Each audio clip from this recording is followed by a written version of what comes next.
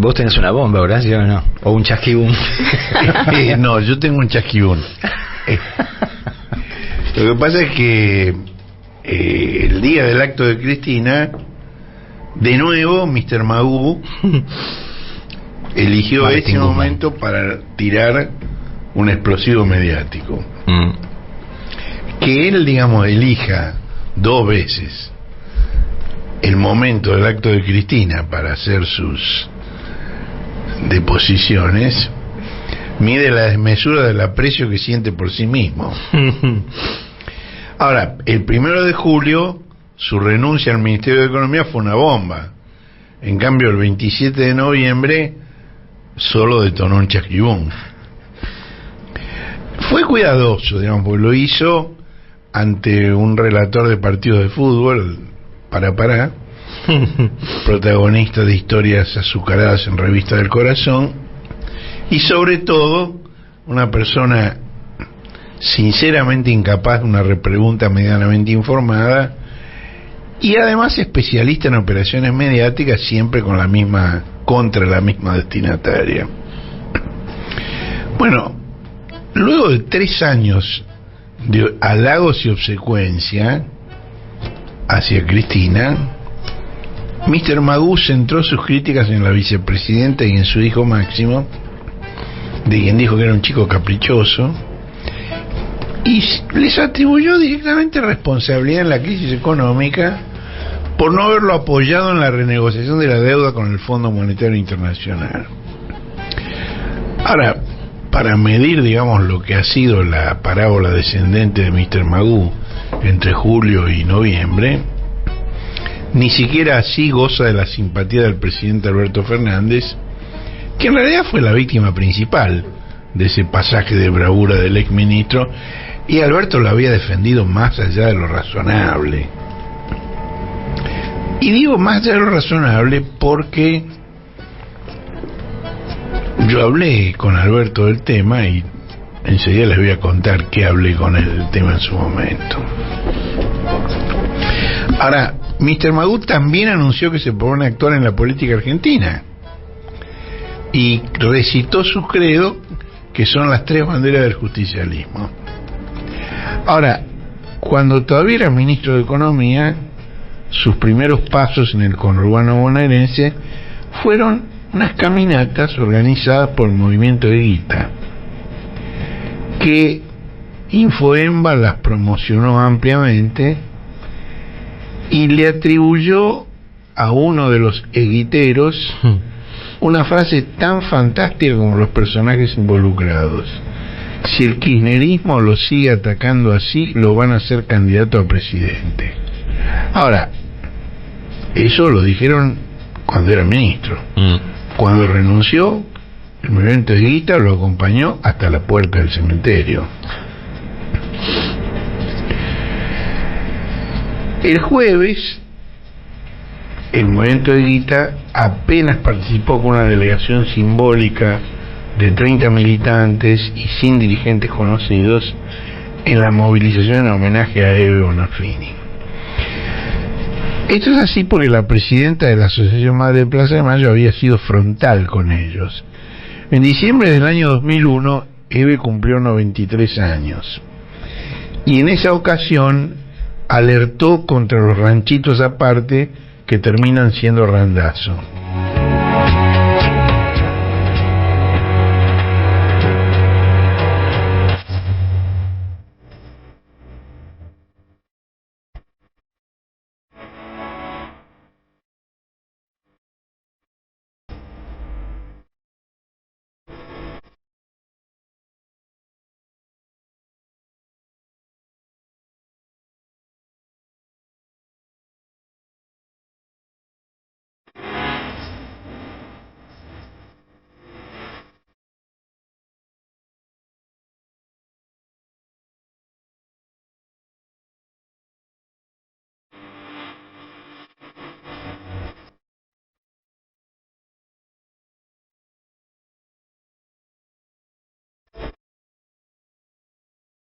Bueno, había claramente no un tango, se tenía que salir ahí, sino un audio de Eve, ¿no? Donde, ¿qué era lo que decía Eve más o menos? Y Eve decía, a ver. Bueno, Eve decía que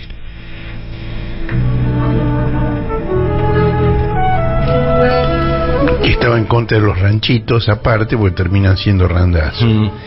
Eso lo dijo el día del cumpleaños. Ahora, en abril de este año, ella era una apasionada de la hipérbole, los calificó de cáncer para la sociedad.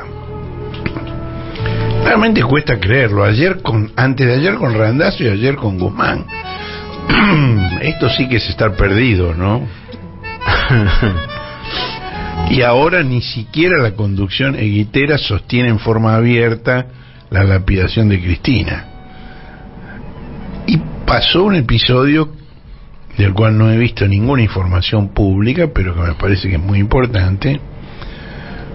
Papá Noel, su segundo en el Ministerio de Desarrollo Social, Alejandro Gramajo, a quien llaman el Peluca, la intendenta de Moreno, Mariel Fernández, y el dirigente de San Martín, Leonardo Grosso, pidieron una audiencia con Cristina, quien los recibió en el Senado. Y lo hicieron porque no pueden soportar una confrontación sin que se les parte una base social que idealiza a la conductora que ellos detestan. El que tuvo una frase lapidaria fue Guado, que se refirió al randacismo sin randazo, que esa no es una opción para quienes basan su política de poder territorial en la disposición de abundantes recursos estatales. En el Estadio Maradona de La Plata, el día del acto de Cristina, estuvieron presentes la enemiga jurada del punto aparte, Victoria Tolosa Paz, que no se rinde, no va a perder una sola batalla en esa guerra. Estuvieron también Mariel Fernández y Grosso, y hubo una entrevista laudatoria a la vicepresidenta de Juan Manuel Valls Medina Hijo en la señal de noticias por cable del turista catarí Víctor Santamaría. Todos estos hechos fueron anticipo y complemento de esa capitulación. El Partido de los Comunes, que está organizando Papá Noel, debería servir para negociar espacios en las listas, amenazando con ir por fuera si les niegan las PASO en La Matanza. Ahí en La Matanza ha habido una denuncia muy curiosa contra el intendente Fernando Espinosa por abuso sexual, muy curiosa, muy llamativa, que coincide con el desafío electoral a Espinosa por parte de Madame Pérsico. Pero a pesar de eso están resignados a que Cristina retiene la centralidad en frente de todos y que solo ella va a decidir las candidaturas a la presidencia y a la gobernación bonaerense, cualquiera sea el mecanismo formal que rija. La verdad quedan pocos que todavía no hayan advertido esto. Bueno, el martes 19 Papá Noel bailó durante media hora en la cuerda floja durante una entrevista con Iván Cherlovsky en el programa El Fin de la Metáfora. Y explicó que están organizando un partido político para discutir el modelo de país y lo atribuyó al consejo de meter la conflictividad social en la política que Néstor Kirchner dijo le dio en junio del 2003. Ahora, lo que no explicó es por qué recién puso en práctica ese consejo 19 años después. Tal vez entendió mal y en vez de meter la conflictividad social en la política, metió a su órgano en el Estado y en el presupuesto. Puede ser que haya sido un tema de comprensión lenta de lo que le quiso decir Néstor, aunque Néstor hablaba bastante claro, ¿no? Bueno, reiteró que su posición en favor de realizar las primarias abiertas, y ante una pregunta del interrogador no descartó la presentación del actual presidente Alberto Fernández, pero ya no la afirma como idea propia. No dijo yo creo que debe, dijo él lo dijo. Es decir, a Mr. Magoo, Papá Noel lo dejó en la puerta del cementerio. Eran solamente dos personajes de fantasía, ¿no? Es curioso, defendió la conducta del movimiento Evita durante el gobierno de Macri con un argumento realmente curioso. Dijo que sus 320 movilizaciones le impidieron ajustar. Digo que no ajustó Macri. Y además 320 movilizaciones hizo el movimiento Evita. Bueno, el periodista le preguntó por qué Cristina suele criticarlos. Y Papá Noel lo atribuyó a problemas de relación. Dice, somos muy difíciles, sacamos las cosas a las patadas y en política no se puede. Y dijo que conversa con Máximo Kirchner, a quien respeta, por lo que hizo el día de la muerte de Néstor, de pie frente al cajón con los brazos cruzados. Y para defender a su vieja, comenzó a organizar una fuerza política que es muy potente. Y él respeta lo que hicimos nosotros. Es lógico que nos juntemos y no está mal que tengamos discusiones. No está mal. Acá hay otro desfasaje cronológico, ¿no?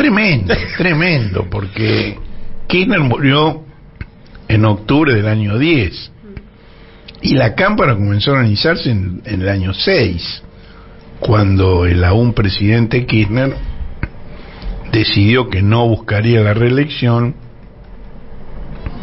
y estimuló el surgimiento de un agrupamiento juvenil que debía acompañar la postulación de Cristina el año siguiente. Bueno, Papá Noel también eludió una pregunta sobre la candidatura de Cristina. Dijo, quiero que ganemos, estamos muy mal, no ayuda que Máximo o yo definamos antes de tiempo, con la militancia que expresamos sería dar una ventaja. La que tiene más capacidad de ordenar es Cristina, no vamos a ponerle palos en la rueda. Yo no elegí a Scioli ni a Alberto, ni siquiera voté por Néstor Kirchner, pero desde que estuvimos hicimos todo lo posible por apoyarlos. Y también ahora vamos a apoyar al candidato que esté en las mejores condiciones para ganar. Clarísimo, ¿no?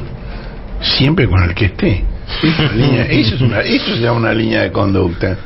Yo no lo apoyé, yo no lo voté, yo no lo elegí, pero lo vamos a apoyar. Sea quien sea. Es una declaración realmente de una sinceridad encomiable.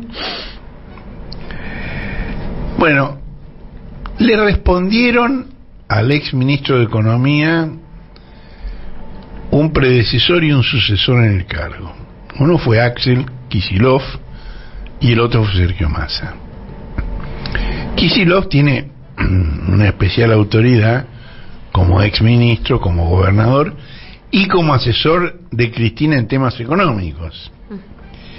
Y Kicillof refrendó lo que el Cohete publicó en exclusiva hace 9 meses.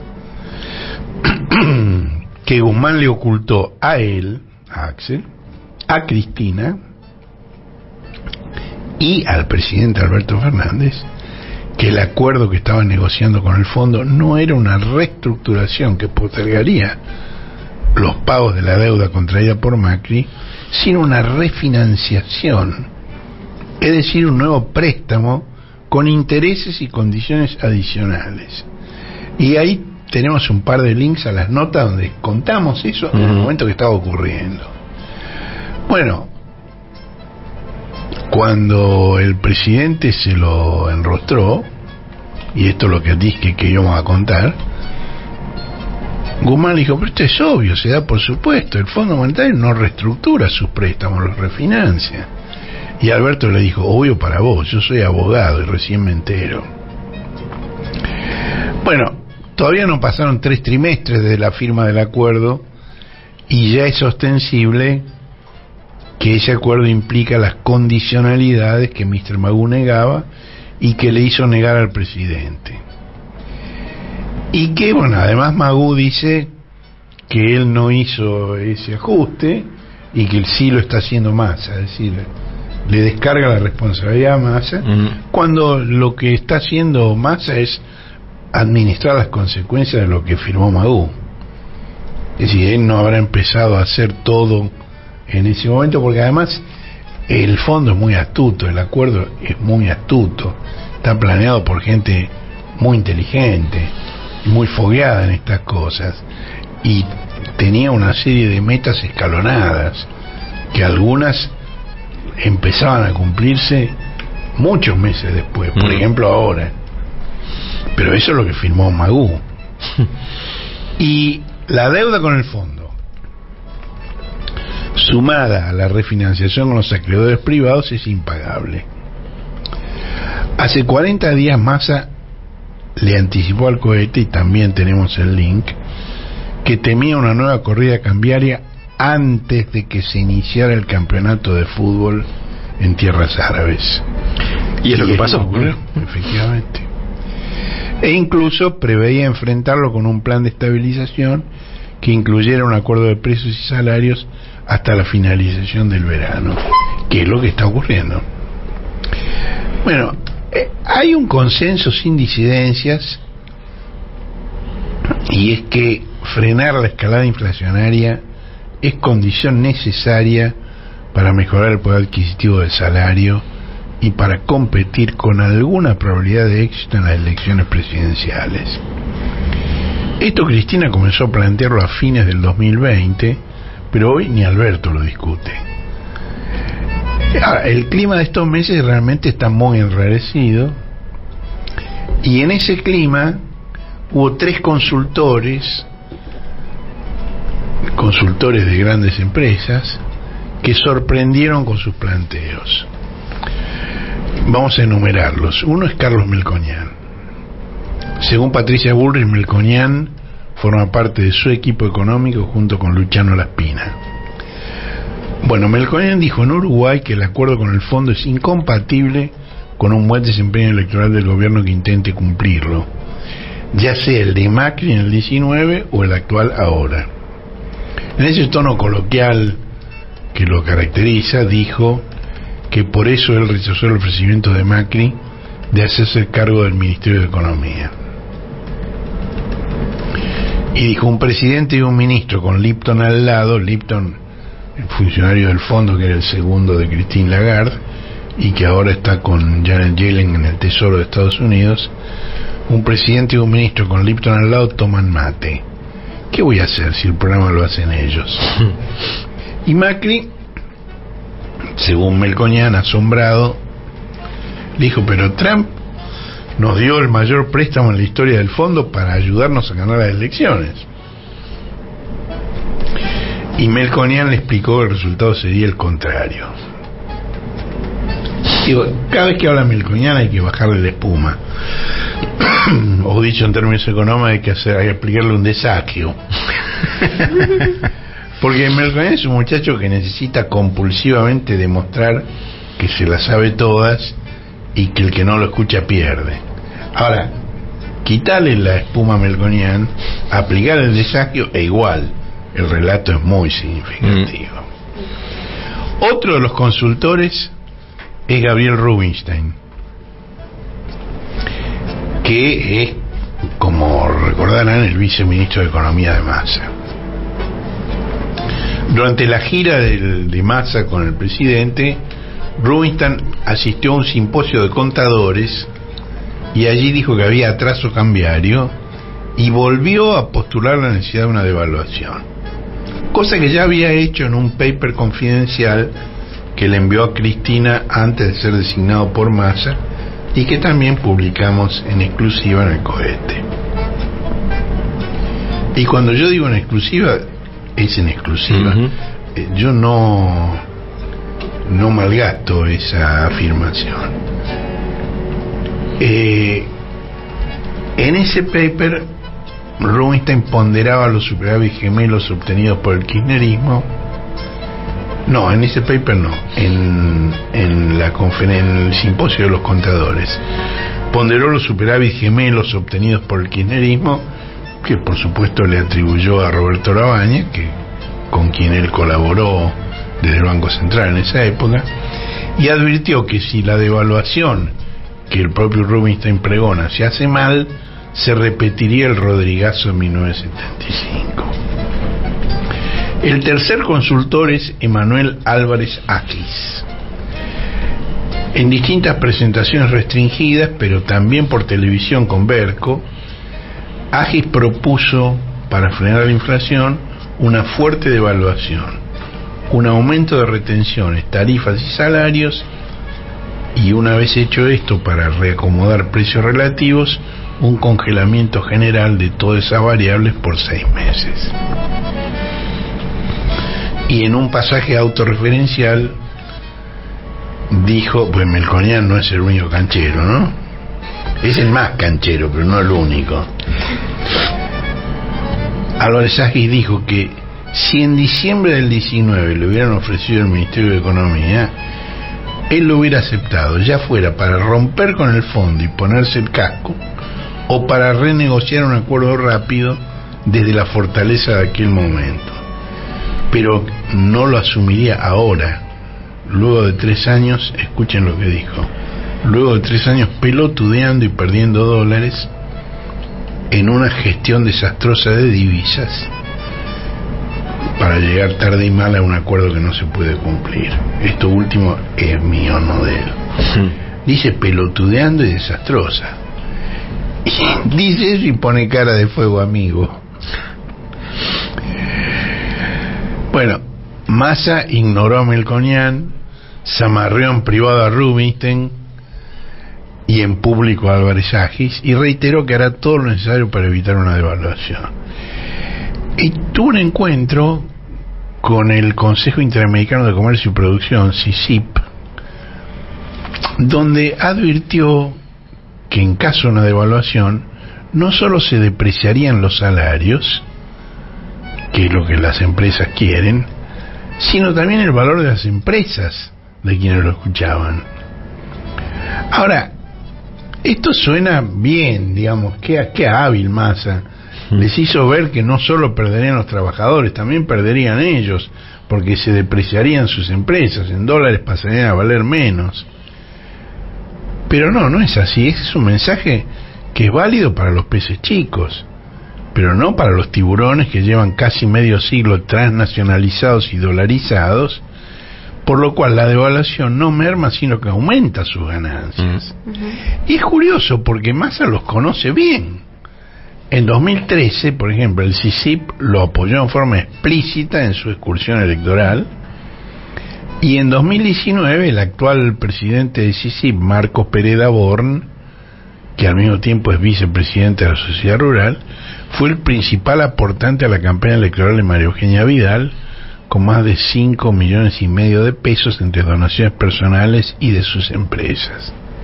Ahora, tan cierto es que estas grandes empresas no pierden con la devaluación, que hace 2 semanas la Comisión Nacional de Valores actualizó al 30 de septiembre los balances de las empresas que cotizan en bolsa, donde están buena parte de las que integran el CICIP. Y el Centro de Economía Política, CEPA, que el viernes festejó su 10º cumpleaños, yo me disculpo por no haber podido asistir, porque el viernes es un día fatal para todos nosotros. Me pliego a esa disculpa. Así es. El CEPA convirtió esos resultados en dólares. Lo hizo con el precio oficial promedio del dólar de cada periodo para varias empresas muy significativas: Arcor, Molinos, Clarín, Ternium, Pan American y Tecpetrol. Para esas empresas en 9 meses de este año, y para Aluar, Ledesma y La Anónima el trimestre junio-septiembre de este año, que es el de mayor aceleración inflacionaria. Bueno, en las 9 empresas mencionadas, en promedio las ventas crecieron un 79,5% interanual en dólares. En dólares. Si solo se consideran las alimenticias de estas y de comercialización de alimentos, que son Arcos, Molinos, Ledesma y La Anónima, el incremento de las ventas fue mayor aún, fue del 92,2% interanual en dólares. Eso en las ventas. Veamos el resultado operativo, es decir, con esas ventas cómo les fue. Bueno, el resultado operativo, tal como está medido en esta investigación, representa lo que sucedió con el giro principal del negocio, es decir, la evolución de una actividad económica, la producción y comercialización de alimentos, porque, digamos, CEPA, no sé si CEPA o la propia Comisión Nacional de Valores, excluye el costo de financiamiento de este cálculo. Bueno, para el conjunto de las 9 empresas, las utilidades crecieron un 40,3% interanual en dólares. Y si solo se consideran las alimenticias, Arcor, Molinos Ledesma y de comercialización de alimentos, la anónima, el incremento fue del 31,8% interanual en dólares. Entonces no me digas que con la devaluación se va a desvalorizar. ¿Corren riesgo? No corren ningún riesgo. Ahí, digamos, en esta nómina hay 2 excepciones a la regla, que son Ledesma, cuyas ventas mejoraron el 82,8% entre 2021 y 2022, pero cuyo resultado operativo fue del 47% abajo, y Aluar, la del productora de aluminio, sus ventas mejoran 73% en dólares, pero el resultado operativo se reduce en 19,5%. En los dos casos, una de las razones es el aumento del costo de la mercadería vendida, que en el caso de Ledesma es traccionado por un incremento del 180% en el costo de reparaciones y mantenimiento y del 192% de energía y combustibles. En el caso de Aluar, la desvalorización de las materias primas y de productos acumulados incrementó el costo de la mercadería vendida, porque el aluminio redujo su valor en dólares entre el justo tercer el trimestre del 21 y el tercero del 22, el 11,1%. Y esto hizo que el costo de la mercadería vendida se incrementara en dólares por encima de la variación de las ventas. Bueno, Massa también dijo que algunos de ellos que lo escuchaban actuaban como cuervos ante los problemas del país. A mí esto me hizo acordar al discurso de Alfonsín en la Sociedad Rural en la exposición de 1988, donde lo silbaron y entonces a los gritos dijo que eran fascistas quienes no lo dejaban hablar, y a los gritos aceptó eliminar las retenciones como le exigían. Bueno, Massa los llama cuervos. Ahora, si a una definición tan crítica no le siguen medidas firmes para disciplinar a quienes la reciben, y terminan por incitarlos a perseverar en la conducta que cuestionan. Y el viernes se analizó el nuevo, se anunció el nuevo dólar soja, que es una prueba adicional de esto. Es decir, hasta el 31 de diciembre los grandes exportadores tendrán una ganancia adicional de 210.000 millones de pesos, muy próxima a los 250.000 que ya embolsaron con la primera versión del dólar soja. Ahora, Massa se reunió con Alberto el viernes, almorzaron en el Ministerio de Economía, se fotografiaron juntos cruzando de la Casa Rosada al Ministerio de Economía para almorzar allí, y se anunció el dólar soja, pero no hubo anuncios sobre las prometidas mejoras para quienes sobreviven de su trabajo. Eso sigue postergado. Lo que sí se anunció antes del almuerzo fue el aumento del salario mínimo vital y móvil. Ahora, ese aumento no interrumpe la línea descendente. Es decir, el salario mínimo vital y móvil es un piso. Más abajo de eso no hay nada. Bueno, pues viene descendiendo ese piso desde hace demasiado tiempo. Y en la radio no te puedo mostrar un gráfico, pero es una línea que va para abajo permanentemente. Se viene a pique.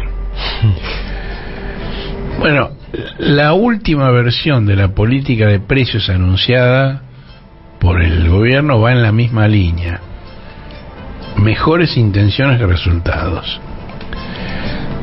Va a incrementar las ventas y las utilidades en las grandes cadenas comerciales, que son las que adhirieron al acuerdo, pero va a aumentar los precios en los locales de proximidad, que es donde compran los sectores menos favorecidos de la sociedad, que no son parte del acuerdo de precios.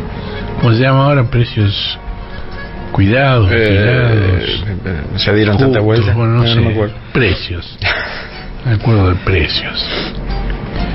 Y el propio ministro no parece convencido de que en el segundo trimestre del año electoral el IPC vaya a pasar del 3% mensual. Por eso, hasta no ver resultados ni hablar de candidaturas. Más así se jacta del acuerdo que antes de fin de año van a suscribir las autoridades tributarias de la Argentina y Estados Unidos de intercambio automático de información con fines fiscales, que se basa en una ley de Estados Unidos que se llama de cumplimiento tributario de cuentas extranjeras y que culmina un largo proceso, tan largo que lo inició en 2011 Cristina, cuando firmó la convención en materia fiscal de la OCDE y del Consejo de Europa. Lo continuó un acuerdo bilateral suscrito en 2016 por los gobiernos de Trump y Macri, que entró en vigencia en 2017, y el acuerdo bilateral suscrito en 2021 durante los gobiernos de Biden y Alberto Fernández por la AFIP y por el Servicio de Impuestos Internos de Estados Unidos. Es decir, son una larga década que se viene negociando esto. Ya está terminado el trabajo técnico y el último anuncio es que ya está otorgada la luz verde política. Estados Unidos ya acordó firmarlo y la firma la van a poner los recaudadores de ambos países, porque se trata de un acuerdo de reciprocidad. Cuando entre en vigencia, cada país va a informar sobre las cuentas de residentes del otro signatario en instituciones financieras de cada jurisdicción. Es decir, Estados Unidos va a informar de las cuentas de argentinos en Estados Unidos y la Argentina va a informar de la cuenta de norteamericanos en la Argentina. Y el detalle va a ser el titular de la cuenta, el monto bruto de intereses, los dividendos y otras rentas percibidas. ¿Para qué? El acuerdo dice: para combatir el incumplimiento de los contribuyentes que utilizan cuentas en el extranjero sin declarar, combatir el fraude fiscal que implica la pérdida de recaudación. Bueno, la información va a estar sujeta a normas de confidencialidad y protección que no se han divulgado. Y otra cosa que Massa anunció en público, pero que hasta ahora no se había dicho, es que va a haber un nuevo blanqueo sobre los activos no declarados en el blanqueo anterior, que es el que lanzó Macri hace 5 años. Ahí hay especulaciones.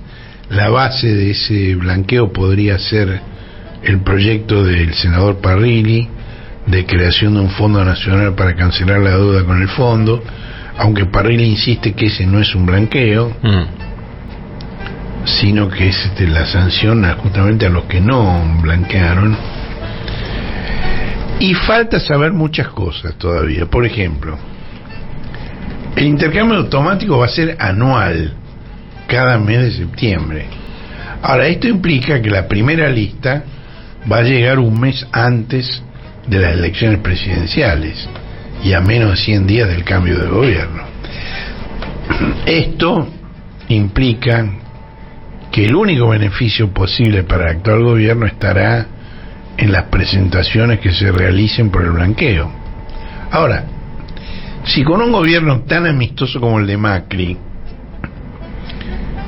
que lo hizo al principio de su mandato, demasiados contribuyentes dejaron pasar la oportunidad y se estima que hay por lo menos 100.000 millones de dólares que siguen en la ilegalidad, ¿por qué no va a ocurrir lo mismo ahora con un gobierno en el que no confían y que además está de salida?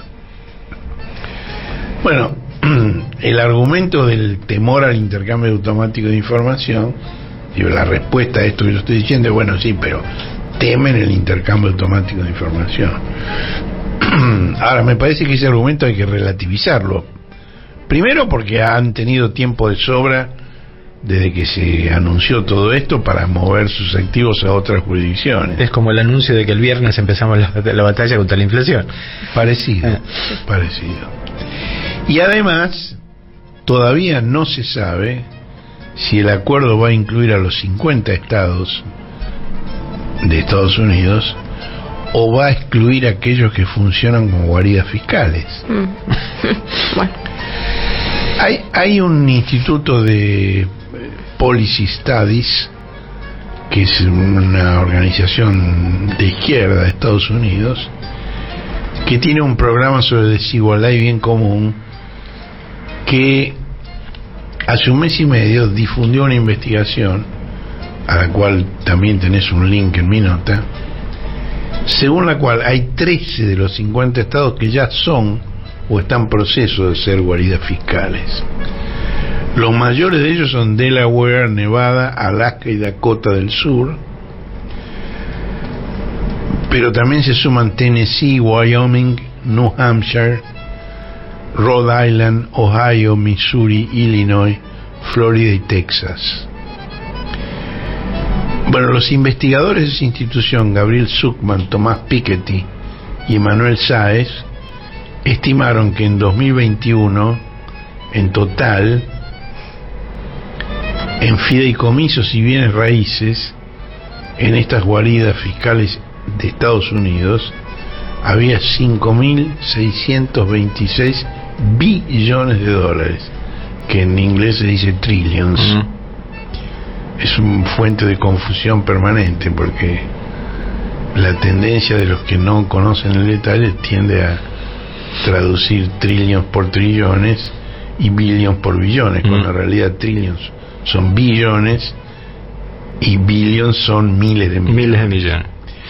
Bueno, además, la semana pasada la Asamblea General de Naciones Unidas adoptó una resolución impulsada por las 54 naciones africanas para comenzar conversaciones intergubernamentales en la sede neoyorquina de la ONU sobre formas de fortalecer la inclusión y la eficacia de la cooperación fiscal internacional. ¿Esto qué significa? Trasladar a las Naciones Unidas, que son el organismo más igualitario que hay, donde están todos los países, trasladar a las Naciones Unidas el proceso de reforma fiscal que durante 10 años está estancado en la OCDE. Y eso lo sostuvo el coordinador de Alianza Global por una Justicia Tributaria. Bueno, como ven, hay muchas cosas por determinar. Y las malas noticias son malas y las buenas están por verse. Bueno, mientras tanto, prosigue la ofensiva judicial contra Cristina. La jueza María Eugenia Capuchetti rechazó la recusación presentada por la querella, pero, digamos, como para darle razón a por qué la recusaban, delegó la investigación por la tentativa de homicidio en el fiscal Carlos Rívolo. La verdad, a mí no me tranquiliza que Rívolo sea quien quede a cargo de la causa, porque fue uno de los protagonistas principales de la movilización que en 2015 procuró incriminar a Cristina, que entonces era presidenta, en la muerte del fiscal general Natalio Anisman, y que fue el eje de la campaña electoral que culminó con la victoria de Macri a fin de ese año.